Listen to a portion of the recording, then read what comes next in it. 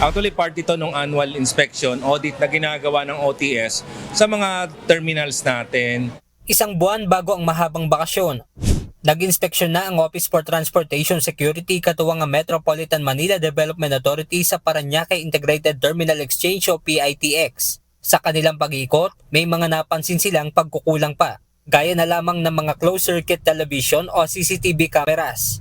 Although naka-in place na rin yung mga security na ginagawa nila, like meron na rin sila ng mga walk-in scanners nila, nagdagdag na rin sila ng additional personnel for security.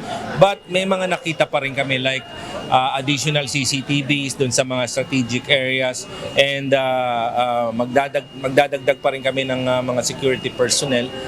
Actually, yung pagdagdag naman ng CCTV is part of our plan, no? So, magdadagdag naman talaga tayo, and thank you na notice nila yon, and syempre para din naman sa safety ng mga pasahero natin.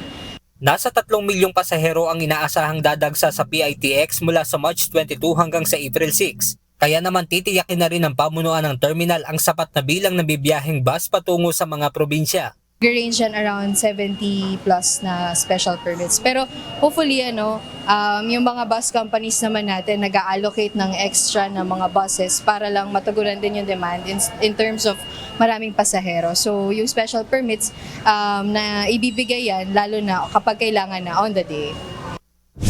Muli namang nagpaalala ang OTS sa publiko na iwasan na ang pagdadala ng mga ipinagbabawal na bagay upang makaiwas sa abala.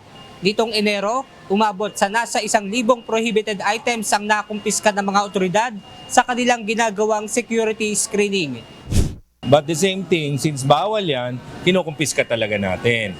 So to avoid yung mangyari, yung mga hindi natin inaasahan.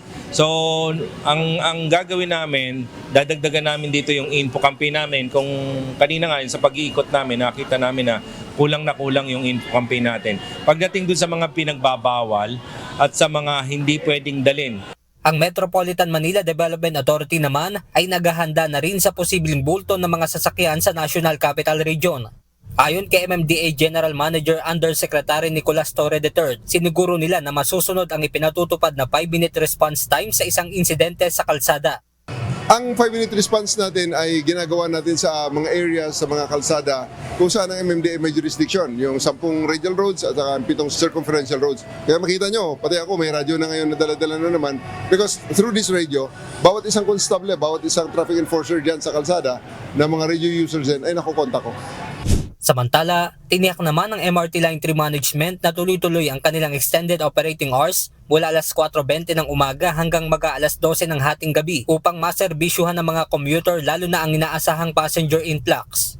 Bukod dito ay inanunsyo naman ng pamunuan ng MRT3 na pansamantalang titigil ang kanilang operasyon simula sa April 2 hanggang April 5 upang bigyan daan naman ang gagawing annual maintenance.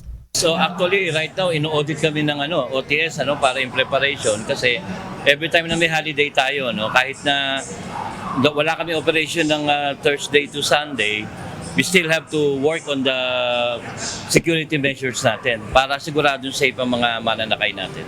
Benedict Samson, UNTV News and Rescue. Diyos ang aming sandigan, serbisyo publiko ang aming pinahahalagahan.